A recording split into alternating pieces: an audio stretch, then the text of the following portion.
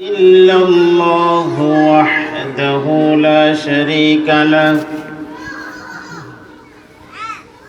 ونشهد أن سيدنا وحبيبنا ومولانا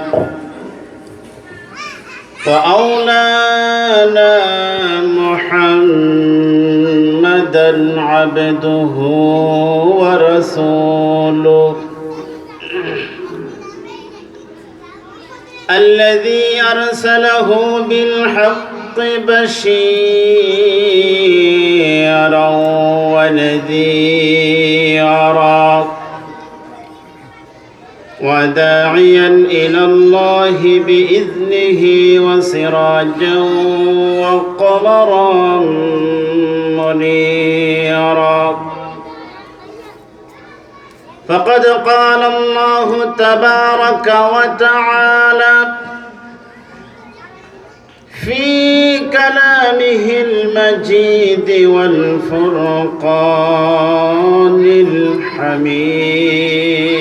الحميد أعوذ بالله من الشيطان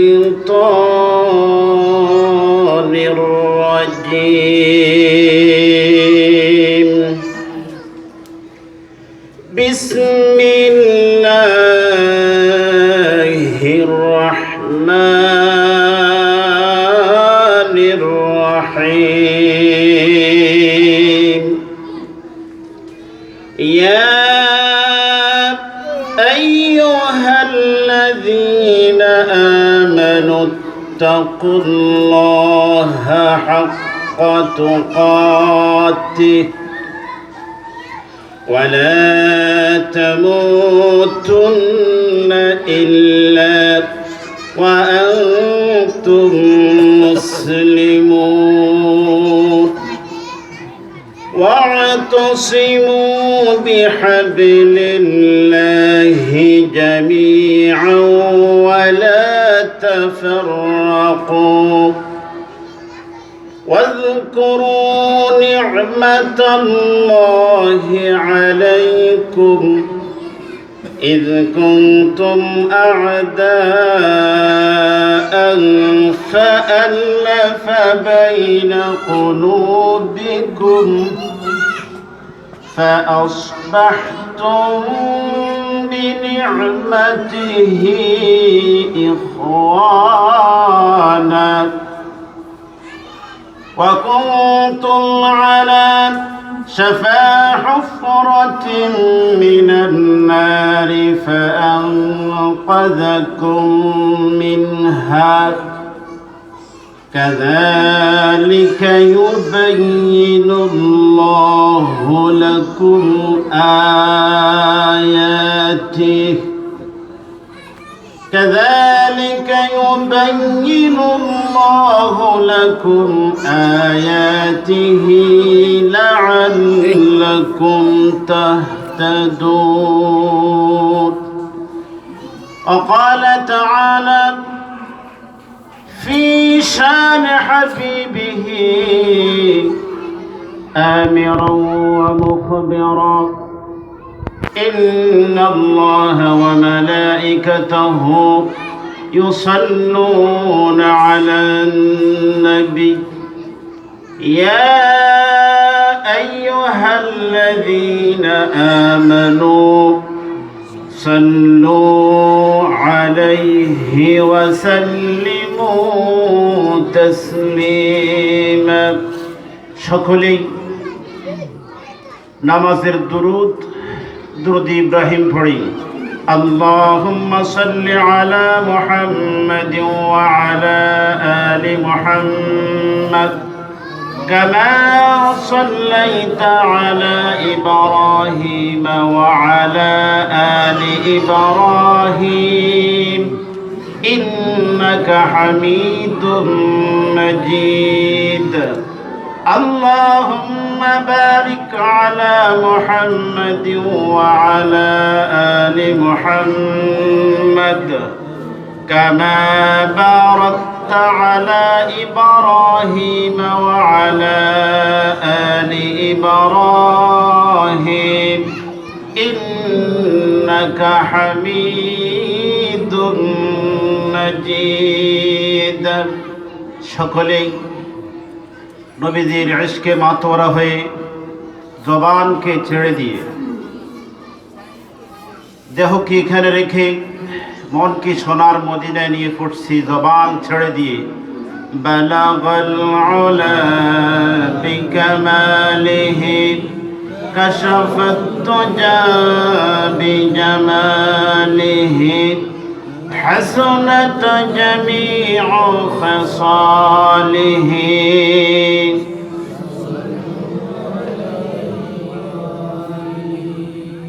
কি मोहम्मद से वफा तूने तो हम तेरे हैं ये जहाँ चीज़ है क्या लौह कलम तेरे हैं बलगल उला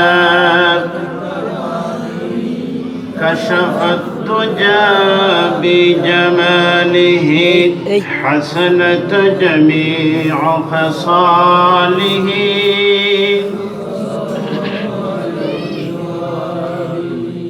لا إله إلا الله لا إله إلا الله لا إله إلا الله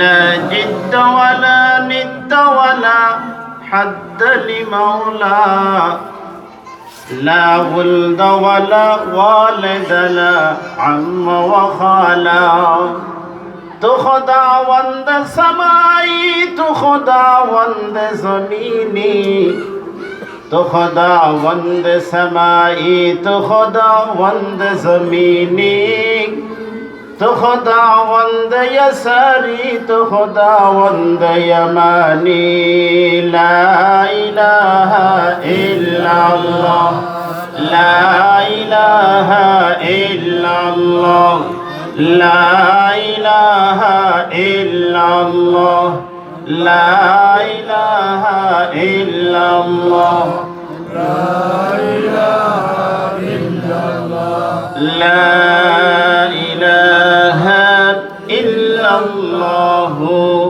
محمد رسول الله صلى الله عليه وسلم নোয়াখালী জেলার অন্তর্গত এনায়েতনগর দারুল উলুম আজিজিয়া মাদ্রাসা কর্তৃক আয়োজিত আজকে 25শে জানুয়ারি 2021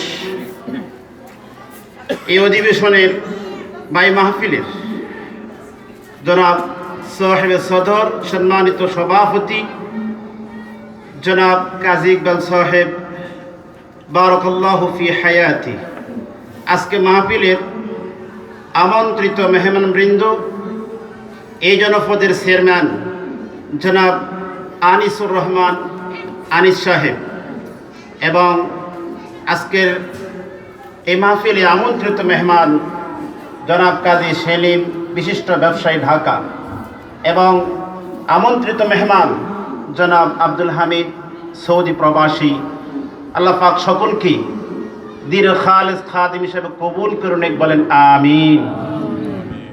আমি শুরুতেই সর্বপ্রথম মহান রব্বে কারিমের দরবারে লাখ কোটি শুকর ও সুজুদ আদায় করছি যে মালিক আমাদেরকে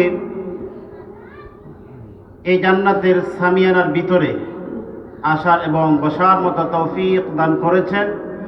এজন্যে আমরা প্রত্যেকে মহান রব্বে কারিমের দরবারে অন্তর থেকে শুকরগুজার হচ্ছি বলি আলহামদুলিল্লাহ। আমি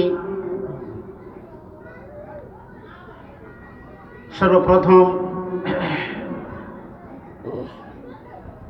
সকল মুর্দেগারের জন্য দোয়া করছি। এই মাদ্রাসার উস্তাদ যারা বিদায় নিয়ে চলে গেছেন আলহাজ কারি আজিজুল্লাহ রহিমাহুল্লাহ, বিদায় নিয়েছেন আলহাজ কারি মুস্তফা সাহেব রহিমাহুল্লাহ, বাররাদাল্লাহু মাসজাহ। আল্লাহ পাক ওনাদের কবরকে জান্নাতের বাগান বানিয়ে দেখ, বলেন আমিন। স্মরণ করছি ইন্তেজামিয়া কমিটিকে, এলাকার সর্বস্তরের জনগণকে, যাদের অক্লান্ত পরিশ্রমের মাধ্যমে আজকে মাহফিল এখানে হতে যাচ্ছে। আল্লাহ পাক সকলকে জাযায়ে খায়ের দান করুক, বলেন আমিন। আমার ভাইয়েরা, আজকে আমি এমন একটি আয়াতে কারিমা তেলাওয়াত করেছি যে আয়াতটা একেবারে পরিচিত একটি আয়াত। এই আয়াত আমরা অনেকেই পারি, অনেক ওয়াজ মসজিদে জুমাতে শুনেছি। তারপরে আজকে এই জন্য আলোচনা করেছি, যেহেতু আজকে দেশে, সমাজে, রাষ্ট্রে, পৃথিবীতে সব জায়গায় আজকে শুধু অশান্তি আর অশান্তি। শান্তির খোঁজ সকলেই করছে, কিন্তু শান্তি পাওয়া যাচ্ছে না। কারণ হলো, আমি যে আয়াত তেলাওয়াত করেছি, আল্লাহ পাক কি বলছেন? ইয়া আইয়ুহাল্লাযীনা আমানুত্তাকুল্লাহা হাক্কা তুকাতিহি ওয়া লা তামুতুন্না ইল্লা ওয়া আনতুম মুসলিমুন। ইয়া আইয়ুহাল্লাযীনা আমানু, হে ঈমানদারেরা, ইত্তাকুল্লাহ, তোমরা আল্লাহকে ভয় করো, তাকওয়া ইখতিয়ার করো, যেভাবে তাকওয়া ইখতিয়ার করা দরকার। এবং তোমরা মরিও না, যদি মরতেই হয় মুসলমান হইয়াই মরো, যদি মরতেই হয় মুসলমান হইয়াই মরো। ওয়ালা তামুতুন্না ইল্লা ওয়া আনতুম মুসলিমুন, যদি মরতেই হয় মুসলমান হইয়াই মরো। তাহলে তাকওয়া, তাকওয়া কাকে বলে? আজকে তাকওয়া সম্পর্কে আমার আলোচনা হবে ইনশাআল্লাহ। তাকওয়া এক অর্থ হলো আল্লাহ পাকের ভয়। আল্লাহর ভয় যার অন্তর আসবে, সে একমাত্র জান্নাতি হতে পারে। আর আল্লাহর ভয় যার অন্তর আসবে না, সে কখনো জান্নাতি হতে পারবে না। তাকওয়া এমন একটা বিষয়, পুলিশ দিয়াও, র্যাব দিয়া, আর্মি দিয়া, যত বাহিনী দিয়া শান্তি আনা সম্ভব নয়। ওই সময় পর্যন্ত শান্তি আসবে না সমাজে, দেশে, রাষ্ট্রে, যতক্ষণ পর্যন্ত মানুষের অন্তরের ভিতরে আল্লাহর ভয় ঢুকানো যাবে না। এজন্য আল্লাহ বলছে, ইয়া আইয়ুহাল্লাযীনা আমানুত্তাকুল্লাহা হাক্কা তুকাতিহি ওয়া লা তামুতুন্না ইল্লা ওয়া আনতুম মুসলিমুন। ও আমার ভাইরা, তাকওয়াটা কি? তাকওয়া যে ইখতিয়ার করেন তার জন্য আল্লাহর জান্নাত। আর তাকওয়া যে ইখতিয়ার করবে না, সে আল্লাহর জান্নাতে ঢুকতে পারবে না। সে হবে মুনাফিক, সে হবে নাস্তিক, ইসলাম বিরোধী। তাকওয়া, যার ভিতরে তাকওয়া আছে সে হলো সফল, আর যার ভিতরে তাকওয়া নাই সে কিন্তু সফল নয়। আমার ভাইয়েরা, সাইয়েদনা হযরতে ওমর ফারুক রাদিয়াল্লাহু তাআলা আনহু আমাদেরকে তাকওয়া ইখতিয়ার করলে যে সম্মান, না হয় যে সম্মান নয়, বলে দিয়েছেন। ইজ্জত ওই ব্যক্তির, সম্মান ওই ব্যক্তির, সফল ওই ব্যক্তি যার ভিতরে তাকওয়া আছে। যার ভিতরে তাকওয়া নাই তার কোনো সফলতা নেই। যার ভিতরে আল্লাহ পাকের ভয় নাই তার মধ্যে কোনো সফলতা নাই। হযরত ওমর ফারুক রাদিয়াল্লাহু তাআলা আনহু তিনি বললেন, যদি তোমরা মনে করো সফলতা ক্ষমতার ভেতরে, যে চেয়ারম্যান সাহেব, যে মেম্বার সাহেব, যে এমপি সাহেব, যে প্রধানমন্ত্রী, যে রাষ্ট্রপতি, সেই হলো সফল, এটা যদি মনে করো ভুল। যদি মনে করো ক্ষমতা পাওয়াই হলো সফলতা, এটা হলো ভুল। তোমাদেরকে আমি বলি, যদি সফলতা মনে করো ক্ষমতাকে, তাহলে ফেরাউনের দিকে তাকাও। ফেরাউন সে তো শুধু একটা রাষ্ট্রের ক্ষমতা ছিল না, সে তো তাম পৃথিবীর রাষ্ট্রপ্রধান ছিল।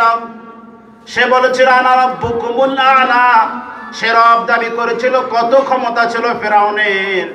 আমার ভাইরা, ফেরাউনের শেষ অবস্থা কি হয়েছে আমরা সকলেই জানি। ফেরাউন সেই মিশরের লোহিত সাগরে দলবল নিয়ে ডুবে গিয়েছিল। 3115 বছর পর্যন্ত ওই সাগরের ভিতরে তার লাশটা পানিতে ভেসেছিল। কোনো তিমি তাকে খায় নাই, কোনো হাঙ্গর তাকে খায় নাই, কোনো পানি তাকে পচিয়ে গলিয়ে দেয় নাই। আল্লাহ বলে আল ইয়াউমা নুনাজ্জিকা বিবাদানিকা লিতাকুনা লিমান খালফাকা আয়াহ। আমি ফেরাউনের লাশ কোনো তিমিকে কোনো হাঙ্গরকে খেতে দেই নাই, আমি রেখে দিয়েছি পরবর্তী লোকদের শিক্ষার জন্য। লিমান খালফাকা আয়াহ, পরবর্তী মানুষের শিক্ষার জন্য আমি ফেরাউনের লাশকে পানিতে বেশি রেখে দিয়েছি। কোনো হাঙ্গর কোনো তিমিকে আমি খেতে দেই নাই, কোনো পানিতে পচেও নেই। তাহলে আমার ভাইয়েরা, ফেরাউনের লাশ 3115 বছর পর্যন্ত পানিতে ভেসেছিল। কোনো মাছ তাকে খায় নাই, পানিতে পচেও নাই। এরপরে 81 সনে 1881 সনে যখন তার লাশ পাওয়া গেল, 1881 সনে যখন তার লাশ বাহারে আহবার লোহিত সাগরে পাওয়া গিয়েছিল, ওই জায়গাটার নাম হলো হামামাতু ফেরাউন। তার লাশ সেখান থেকে এনে কায়রোর জাদুঘরে, মিশরের কায়রোর জাদুঘরে এখনো তার লাশটা সংরক্ষিত আছে। মানুষরা দেখতে যায়, যখনই মিশর যায় ফেরাউনের লাশ দেখতে যায়।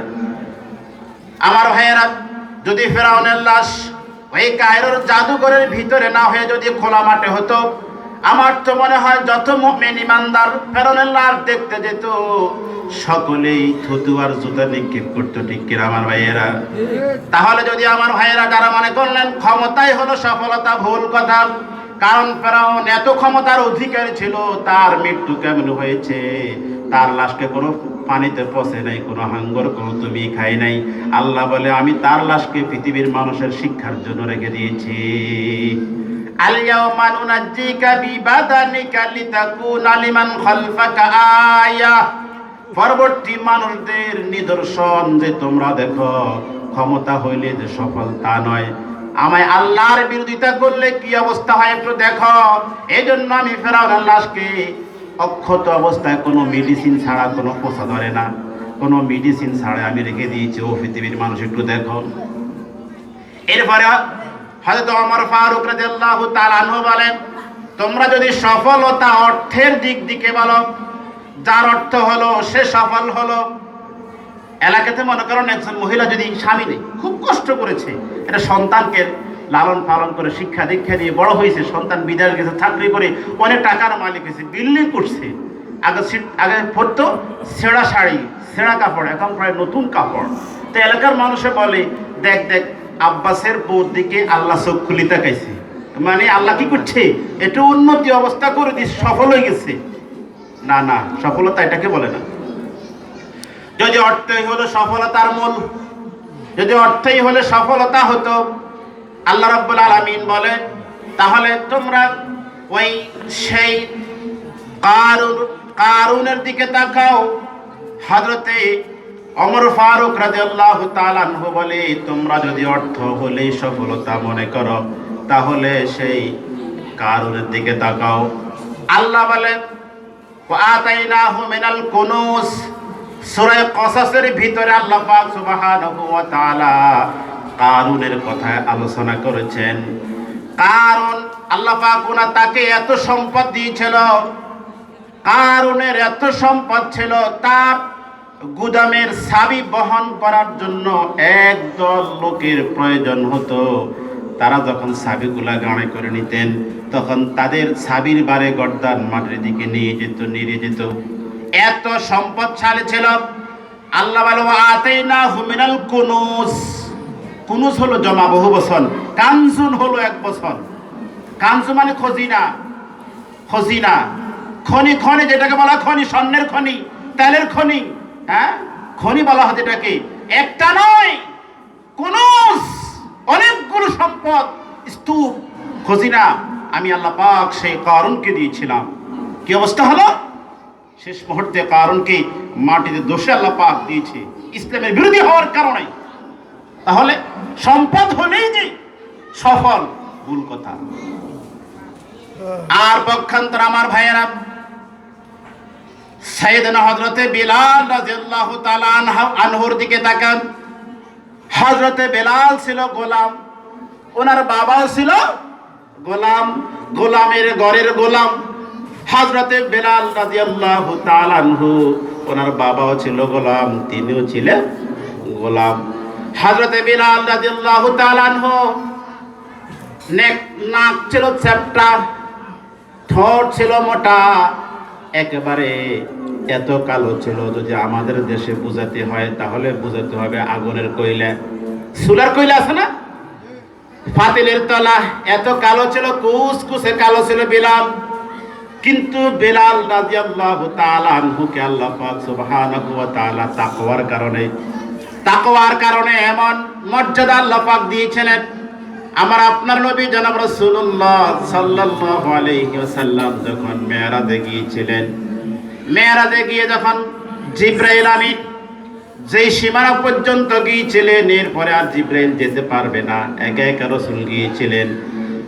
রাসূল করিম সাল্লাল্লাহু আলাইহি সাল্লাম একা একা ভোট করতেছিলেন, একা একই ভোট করতেছিলেন।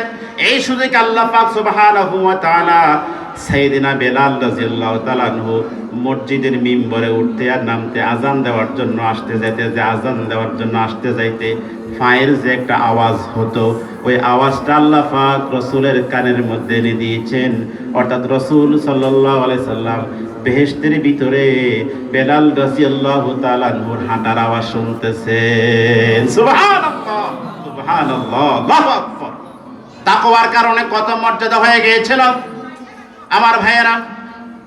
হযরতে বিলাল রাদিয়াল্লাহু তাআলা আনহু আযান দিতেন মদিনার মসজিদে, আর রাসূল ইমামতি করতেন। হযরতে বিলাল রাদিয়াল্লাহু তাআলা আনহুকে উমাইয়া মুখের ভিতরে যখন আগুন দিয়ে নির্যাতন করেছিল, জিহ্বাটা একটু সমস্যা হয়ে গিয়েছিল, উনি আশহাদু আল্লা ইলাহা ইল্লাল্লাহ স্পষ্ট ভাষায় বলতে পারতেন না। এজন্য কাফের মুশরিক বেঈমানেরা বলতো, দেখো দেখো মুহাম্মদ নিজেও নিরক্ষর, উম্মি নবী, নিজেও কোথাও পড়ালেখা করে নাই, সে হলো ইমাম, আর মদিনার মসজিদে মুয়াজ্জিন নিয়োজিত করে দিয়েছে, মুয়াজ্জিন হলো বেলাল, সেও শুদ্ধ করে আজান দিতে পারে না। এজন্য কাফেররা বলা বলি করতো, আমরা ইসলাম কেমনে মানতাম। কিছু সাহাবায়ে কেরাম কাফেরদের সুরে সুর মিলালো আর বলল, ইয়া রাসূলুল্লাহ, কাফেররা বলে যদি সুলালিত কণ্ঠে আজান হয়, শুদ্ধ করে আজান হয়, তাহলে তারা মসজিদে আসবে, তারা নামাজ পড়বে। একজন সুলালিত কণ্ঠে আজান দেনেওয়ালা, শুদ্ধ আজান দেনেওয়ালা একজন মুয়াজ্জিন নিযুক্ত করে দেন। রাসূল তাদের কথা সাড়া দিয়ে বিলালকে মুয়াজ্জিন থেকে বাদ দিলেন। হযরতে বিলাল রাদিয়াল্লাহু তাআলা আনহুকে বাদ দিয়ে যখন অন্য মুয়াজ্জিন নিযুক্ত করলেন, মুয়াজ্জিন সুলালিত কণ্ঠে ফজরের আজান দিল। আসসালাতু খায়রুম মিনান নাওম বলে ফজরের আজান দিল। সাহাবায়ে কেরাম সুলালিত কণ্ঠে আজান শুনে চতুর্দিক থেকে মানুষেরা ফজরের সালাত আদায় করার জন্য মসজিদের কানায় কানায় ভর্তি হয়ে গেল, কিন্তু ফজরের ওয়াক্ত হয় না, রাসূল হুজরা থেকে বের হয় না, ফজরের সময় হয় না। কি হলো আমার ভাইয়েরা? এদিকে আল্লাহ রাব্বুল আলামিন হযরত জিবরাইল আলাইহিস সালামকে পাঠিয়ে দিলেন, ও জিবরাইল, আজকে কি হলো? মদিনার মসজিদে এখন আজান হয় না কেন? আজান হয়নি? আজান তো হয়েছিল, কিন্তু আল্লাহ কি বলে, এখনো কেন আজান হয় না? বেলাল রাদিয়াল্লাহু তাআলা আনহু আজান দিলে আল্লাহ পাকের আরশ পর্যন্ত আওয়াজটা চলে যেত, কারণ তিনি রূহ থেকে এই কথাগুলো বলতেন, তাকওয়া ছিল। এজন্য কবি বলেন, রাহ গিয়া রুসমে আযাব, রাহ গিয়া রুসমে আযাব, রূহ বেলালি না রহি, ফলসফা রাহ গিয়া তলকিন গজালি না রহি, ফলসফা রাহ গিয়া তলকিন গজালি না রহি। এখনো সে আজানের সুর আছে, কিন্তু বেলালের সে তাকওয়া নাই, বেলালের সে কলব নাই। তাহলে আমার ভাইয়েরা বলতেছিলাম, বেলাল রাদিয়াল্লাহু তাআলা আনহু কি ছিল? গোলামের ঘরের গোলাম ছিল। একেবারে নাকটা ছিল স্যাপটা, ঠোঁটটা ছিল মোটা, রংটা ছিল কালো কুচকুচে, এত সুন্দর ছিল না। এই বেলাল রাদিয়াল্লাহু তাআলা আনহুর অন্তরে তাকওয়া ছিল, আল্লাহর ভয় ছিল, যার কারণে রাসূলুল্লাহ সাল্লাল্লাহু আলাইহি সাল্লাম মাঝে মধ্যে রাসূলের সাথে একই প্লেটে খাবার খাওয়াতেন, একই প্লেটে খাবার খাওয়াতেন। এখন তো আমরা শ্রমিকদেরকে, এখন তো আমরা সেই চাকরদেরকে একসাথে খাবার খেতে নাক ছিটকাই পছন্দ করি না। রাসূল বেলালকে, অথচ বেলালের কোনো সম্পদ ছিল না। রাসূলের জীবিত থাকা অবস্থায় বেলাল রাদিয়াল্লাহু তাআলা আনহু বিবাহ করে নাই, আহলে সুফফার সদস্য ছিল। কিছু আসলে খাইতেন, মসজিদের বারান্দায় থাকতেন, কিছু আসলে খাইতেন না, খাইতেন না। আমার ভাইয়েরা, সে বেলাল রাদিয়াল্লাহু তাআলা আনহু, তেনার মর্যাদা কত বেশি আমার ভাইয়েরা শোনেন। বেলাল রাদিয়াল্লাহু তাআলা আনহু যখন রাসূলের ইন্তেকাল হয়ে গেল, হযরতে বেলাল রাদিয়াল্লাহু তাআলা আনহু মদিনা থেকে বেরিয়ে চলে গেলেন। বেলাল বললেন, যে শহরে আমি মুয়াজ্জিন ছিলাম, রাসূল ইমাম ছিল, আমি আযান দিতাম, রাসূল ইমামতি করত, ওই শহরে আমি আযান দিই, রাসূল নাই।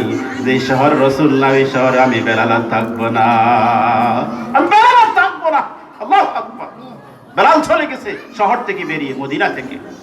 আমার ভাইয়েরা, এরপরে যখন বেলাল রাদিয়াল্লাহু তাআলা আনহু কখনো কখনো রাসূলের কবর জিয়ারত করার জন্য আসতেন, রাসূলকে সালাম দেওয়ার জন্য আসতেন, তখন হযরত ওমর রাদিয়াল্লাহু তাআলা আনহু খলিফাতুল মুসলিমিন ছিলেন। হযরত ওমর রাদিয়াল্লাহু তাআলা আনহু ওনার মসনদ থেকে বেরিয়ে গিয়ে বলতেন, আতানা সাইয়্যিদুনা বেলাল। আল্লাহু আকবার, আল্লাহু আকবার। আতানা সাইয়্যিদুনা বেলাল, আমাদের সর্দার বেলাল এসেছে। আল্লাহু আকবার। কে বলতেছে? খলিফাতুল মুসলিমিন ওমর। আর বেলাল হলো গোলামের ঘরের গোলাম, কালো, নাকটা সেপটা, কালো রং, ঠোঁটটা হলো মোটা, এত সুন্দর না। কিন্তু ওমর রাদিয়াল্লাহু তাআলা বলেন, আতানা সাইয়্যিদুনা বেলাল। আল্লাহু আকবার। কত মর্যাদা আল্লাহ পাক সে বেলালকে দিয়েছিল, তাহলে তাকওয়ার কারণে। তাহলে আমি বলতেছিলাম, আজকে যদি সমাজকে সুন্দর করতে হয়, রাষ্ট্রকে সুন্দর করতে হয়, বিশৃঙ্খলা দূর করে দিতে হয় সমাজ থেকে, রাষ্ট্র থেকে, তাহলে প্রত্যেকটা মানুষের কলবের ভিতরে আল্লাহ পাকের ভয় ঢুকাতে হবে, আল্লাহ পাকের ভয় ঢুকাতে হবে। এখন তাকওয়াটা কি? তাকওয়ার তো অনেক সংজ্ঞা, অনেক সংজ্ঞা আমরা শুনেছিলাম। আমি পড়েছি অনেক তাফসীরের ভিতরে, এই আয়াতের তাফসীর যখন পড়তেছিলাম, অনেক তাফসীরের ভিতরে অনেক তাফসীর দেখেছি, কিন্তু আমার কাছে সবচেয়ে একটা তাফসীর বেশি ভালো লেগেছে, যেটা করেছিলেন হযরতে আলী রাদিয়াল্লাহু তাআলা। ইয়া আইয়ুহাল্লাযীনা আমানুত্তাকুল্লাহা হাক্কা তুকাতিহ। আল্লাহ পাক বলছেন, তোমরা যেভাবে তাকওয়া ইখতিয়ার করার প্রয়োজন সেইভাবেই তাকওয়া ইখতিয়ার করো।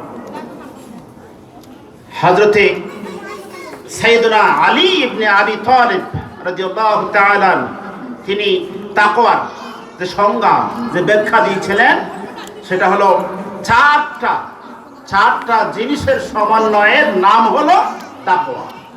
চারটা জিনিসের সমন্বয়ের নাম হলো তাকওয়া। আত-তাকওয়া হুয়া খাউফুম মিনাল জালিল। এক নম্বর তাকওয়া হলো আল্লাহর ভয়। যার কলবের ভিতরে আল্লাহর ভয় আছে, সে মনে করতে হবে তার ভিতরে তাকওয়ার একটা চিহ্ন আছে। আমার ভাইয়েরা, আরেকটা কথা মনে রাখবেন, তাকওয়া কোনো পাগড়ির নাম নয়, তাকওয়া কোনো টুপির নাম নয়, তাকওয়া কোনো পাঞ্জাবির নাম নয়। আমরা তো মনে করেছি আমি একটা বড় পাগড়ি মাথায় দিয়েছি, এই মনে বড় মুত্তাকি। আমি একটা বড় জুব্বা পরেছি, মনে হয় এই বড় বড় মুত্তাকি। না, তাকওয়ার সংজ্ঞা এটা নয়, এটার নাম তাকওয়া নয়। তবে হ্যাঁ, এটা হলো তাকওয়ার রেজাল্ট, তাকওয়ার বহিঃপ্রকাশ। তাকওয়ার আসর হলো দাড়ি, পাঞ্জাবি, পাগড়ি, টুপি, এগুলো হলো কি তাকওয়ার রেজাল্ট, তাকওয়ার বহিঃপ্রকাশ, আসর তাকওয়া। এটার নাম তাকওয়া নয়। তাকওয়া কি? আমরা চুলাতে আগুন দেয় না, আগুন দিলে এটা পাতিল যেটা বসানো হয়, ওই পাতিলে যখন হাত লাগাই তখন গরম লাগে কিনা? এটা কি আগুন? ও গরমটাকে আগুন? আগুন তো চুলে পাতিলের নিচে, গরমটা হলো আগুনের আসর, বহিঃপ্রকাশ, রেজাল্ট। তাকওয়া কোথায়? তাকওয়া হলো কলবে। আমার ভাইয়েরা, রাসূল করিম সাল্লাল্লাহু আলাইহি ওয়াসাল্লাম সাহাবায়ে কেরামদেরকে একবার তাকওয়ার কথা বলতে গিয়ে বলছেন, আত-তাকওয়া হাহুনা, আত-তাকওয়া হাহুনা, আত-তাকওয়া হাহুনা সালাসা মাররা। রাসূল বলছেন সাহাবায়ে কেরামদেরকে, ও আমার সাহাবায়ে কেরাম, তাকওয়া হলো কলবে। তাকওয়া কোথায়? কলবে।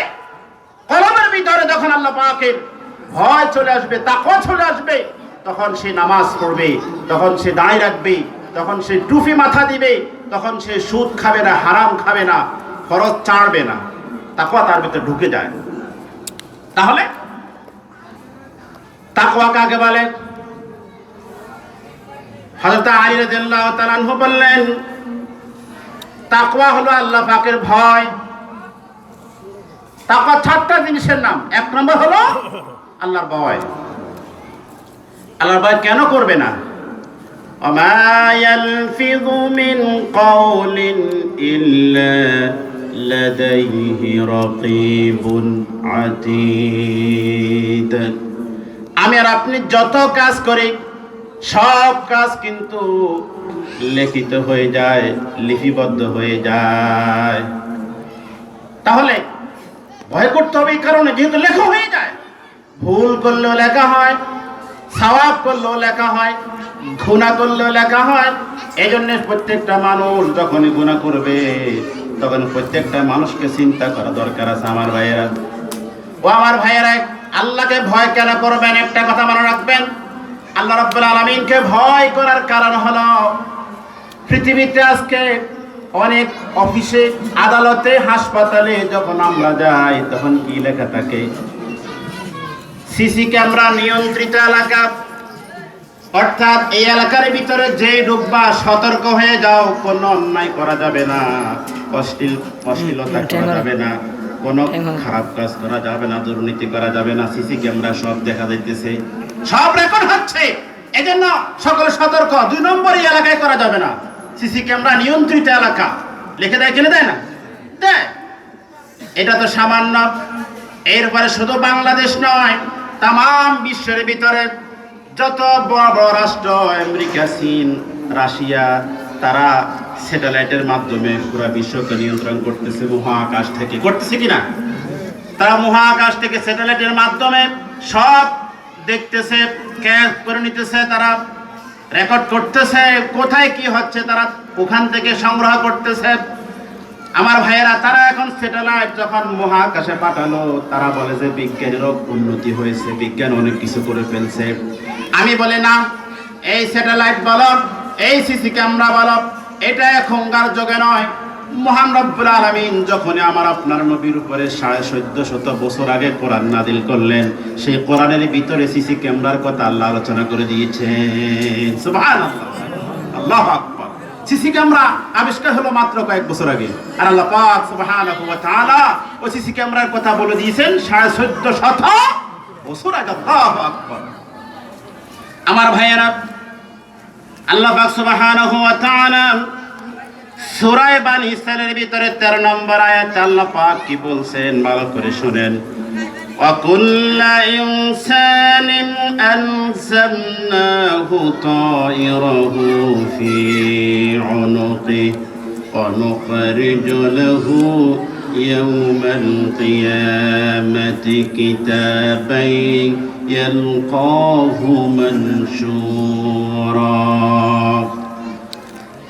اقرأ كتابك كفى بنفسك اليوم عليك حسيبا وكل إنسان ألزمناه طائره في عنقه।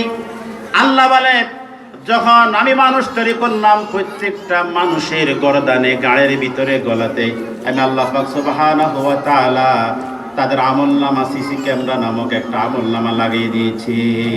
সুবহানাল্লাহ। গায়ের ভিতরে সিসি ক্যামেরা আল্লাহ পাক লাগাই দিয়েছে। আলজামনাহু তায়রাহু ফি উনুকি, তাদের গর্দানে আল্লাহ পাক ক্যামেরা ফিট করে দিয়েছি। কোথায় কি হয়, কোথায় কি করে সব রেকর্ড হচ্ছে, ভিডিও হচ্ছে। আল্লাহু আকবার। বাসার কোনো উপায় নেই। স্যাটেলাইট ফাঁকি দেওয়া যায়, সিসি ক্যামেরা দেখে না তো সেখানে ফাঁকি দেওয়া যায়, কিন্তু যখন আমার গর্দানে সিসি ক্যামেরা লাগানো, তখন কি আল্লাহকে ফাঁকি দেওয়া যাবে? আল্লাহু আকবার, আল্লাহু আকবার। এজন্য আল্লাহ পাক বলছেন আকুল্লা ইনসানিন আলজামনাহু তায়রাহু ফি উনুকিহি ওয়া নুখরিজু লাহু ইয়াওমাল কিয়ামাতি কিতাবান ইয়ালকাহু মানশুরা। আমি আল্লাহ পাক এই সিসি ক্যামেরাকে কিয়ামতের দিন কিতাব আকারে বের করে দিব, এমন কিতাব যেটা প্রত্যেকটা মানুষে খোলা দেখতে পাবে। মানুষের খোলা আছে না? সকল মানুষে আল্লাহ বলে কিতাবাইয়াল কাহু মানশুরা, খোলা দেখতে পাবে প্রত্যেকটা মানুষ। সিসি ক্যামেরা থেকে আল্লাহ পাক বলে কিতাবকে আমি এই আমলনামাকে কিতাব আকারে বের করে দিব, আর প্রত্যেকটা মানুষ ওই কিতাবটাকে খোলা আকারে পাবে। এরপর আল্লাহ বলেন ইকরা ইকরা, পড়ো কিতাবাকা, তোমার কিতাব। আল্লাহু আকবার। বাসার কোন উপায় আছে? আল্লাহু আকবার। ইকরা কিতাবাকা কাফা বিনাফসিকাল ইয়াওমা আলাইকা হাসিবা। আজকে আবার ফেরেশতারা তোমাদেরকে বলার কোনো প্রয়োজন নাই। আজকে হিসাব আমি আল্লাহ পাক করার কোনো প্রয়োজন নাই। তোমার হিসাব তুমি দেখো, তুমি করো, তোমার হিসাব তুমি করো, তুমি দেখো। তখন প্রত্যেকটা মানুষে তাদের আমলনামা খুলবে, এইভাবে পৃষ্ঠাকে উল্টাবে আর দেখবে আমার আমলনামায় কি আছে, একটু দেখার চেষ্টা করবে। আর আমার ভাইয়ের আমলনামাটা খুলে আশ্চর্য হবে। কি হবে বলেন না, কি হবে? আশ্চর্য হবে। লা ইউগাদিরু সাগীরাতাও ওয়ালা কাবীরাতান ইল্লা আহসাহা মা لهذا الكتاب لا يغادر صغيرة ولا كبيرة إلا أحصاها। প্রত্যেকটা মানুষে তাদের আমলনামা যখন তারা খুলবে, কিতাব আল্লাহ পাক বলবে তোমাদের কিতাব তোমরাই পড়ো, তখন প্রত্যেকটা মানুষ কিতাব খুলবে পড়ার জন্য। পড়ে আশ্চর্য হবে, হায়রে এটা কেমন কিতাব, এটা কেমন কিতাব। মালি হাযাল কিতাব, এটা কেমন কিতাব, এটা কেমন কিতাব। এই কিতাবের ভিতরে দেখি সব লেখা, একা একা করেছিলাম তাও লেখা হয়ে গেল, দলে বলে করেছিলাম তাও লেখা হয়ে গেল, অন্ধকারে করেছিলাম তাও লেখা হয়ে গেল, আলোতে করেছিলাম তাও লেখা হয়ে গেল, দোকানে বসে বসে চায়ের দোকানে আড্ডা দিয়েছিলাম তাও লেখা হয়ে গেল, আলেম ওলামার বিরুদ্ধে কথা বলেছিলাম তাও লেখা হয়ে গেল, দারুল উলুম আজিজিয়া মাদ্রাসা মাঠে বসে বসে ওয়াজ শুনেছি তাও লেখা হয়ে গেল। হবে কি না? আল্লাহু আকবার। দেখা আছে না আমার ভাইয়েরা? তাহলে এক নাম্বার সাইয়েদনা আলী রাদিয়াল্লাহু তাআলা আনহু তাকওয়ার 4টা কাজ বলেছেন। এই 4টার সমন্বয় যার ভিতরে থাকবে, যার ভিতরে 4টা কাজ পাওয়া যাবে, সে হলো মুত্তাকি। এক নম্বর হলো আত-তাকওয়া হুয়া খাউফুম মিনাল জালিল, যার অন্তরের ভিতরে আল্লাহর ভয় থাকবে সে হলো মুত্তাকি। দ্বিতীয় আল আমালু বিত-তানজিল, যারা দুনিয়াতে আমল করবে আল্লাহ পাকের নাযিলকৃত কোরআন অনুযায়ী। কারণ আমার ভাইরা নামাজ যেভাবে কোরআন অনুযায়ী পড়ে, রোজা যেভাবে কোরআন অনুযায়ী পড়ে, সেই কোরআন থেকে আবার যদি বলি জমিন আল্লাহর আইন চলবে আল্লাহ, তখন কয় হুজুর রাজনীতি শুরু করে দিচ্ছে। আমার ভাইরা ইনিল হুকমু ইল্লা লিল্লাহ, আল্লাহ রাব্বুল আলামিন এমন কোরআনুল কারীম আমাকে আপনাকে দিলেন, যে কোরআন দিয়ে সংবিধান বানালে দেশ চলবে সুন্দর, কোনো সমস্যা হবে না। অনেক সময় অনেকের হয়তো মনের ভিতরে ধারণা যে হুজুর আপনি বলছেন মুত্তাকি ওই ব্যক্তি যায় যে আল আমালু বিতানজিল, কোরআনুল কারীম অনুযায়ী আমল করবে সে হলো মুত্তাকি। আর কোরআন অনুযায়ী আমল করতে হলে কোরআনকে বানাতে হবে সংবিধান। আর কোরআনকে সংবিধান বানালে আমাদের দেশে হিন্দু, বৌদ্ধ, খ্রিস্টান, সাঁওতাল অনেকগুলো গোষ্ঠী, অনেকগুলো জাতি বসবাস করে। তারা থাকবে কেমনে? এটা তো কোরআনের রাজ, ইসলামী শাসন, তারা থাকবে কেমনে? আমার ভাইয়েরা, আল্লাহু আকবার। মায়ের পেটের ভিতরে সন্তান যেমন নিরাপদ, পানির ভিতরে মাছ যেমন নিরাপদ, কোরআনুল কারীমের কাছে, ইসলামী শাসনের কাছে অমুসলিমরা তার থেকে আরো বেশি নিরাপদ। সুবহানাল্লাহ। আল্লাহ রাসূল দেখে গিয়েছিলেন, আল্লাহ রাসূল রাষ্ট্রপ্রধান হয়েছিলেন, অনেকগুলো রাষ্ট্র জয় করেছেন। আমার ভাইয়েরা, তাহলে কোরআনুল কারীম অনুযায়ী আমল করতে হবে, আল্লাহর ভয় কলবের ভিতরে সৃষ্টি করতে হবে। 3 নাম্বার হলো আল কানাআতু বিল কালিল, যে অল্পে তুষ্টি। এক কথায় অল্পে তুষ্টি, এটা হলো মুত্তাকির একটা পরিচয়। অল্পে তুষ্টি এখন আমরা হতেই পারি না। আমার ভাইয়েরা, আমাদের লোভ বেশি। গ্রামে গঞ্জে যারা গরিব, যারা স্যান্ডেল চুরি করে, বদনা চুরি করে, আমার ভাইয়েরা তারা অভাবের কারণে চুরি করে। আর কিছু শিক্ষিত ক্ষমতাওয়ালা লোকেরা আছে অফিসে বসে বসে কলমের জোরে মানুষের টাকাগুলো কলমের খোঁচায় মেরে দেয়, চুরি করে নিয়ে যায়। আমার ভাইয়েরা, তাদের অল্পে হয় না, তাদের আরো লাগবে। কলমের খোঁচায় মারে, কিছু অফিসের বাইরে ফোনের মাধ্যমে মারে। কিন্তু রিক্সাওয়ালা সে একদিন 3 থেকে 400-500 টাকা ইনকাম করার কথা, যদি 1000 টাকা ইনকাম কোনো কারণে করতে পারে, সে কয় যে আর লাগবে না, বহুত হয়েছে, আজকে জায়গা। যখন বাইরের কাছে আসে তখন গানের টান দেয়, ও আমার সোনা বন্ধুকে গানের টান দেয়। রিক্সা থেকে নামে মনে হয় বিমান থেকে নামতেছে, এত খুশি। আল্লাহু আকবার। স্ত্রী মনে মনে কয় রে আজকে মনে হয় ইনকাম ভালো হয়েছে।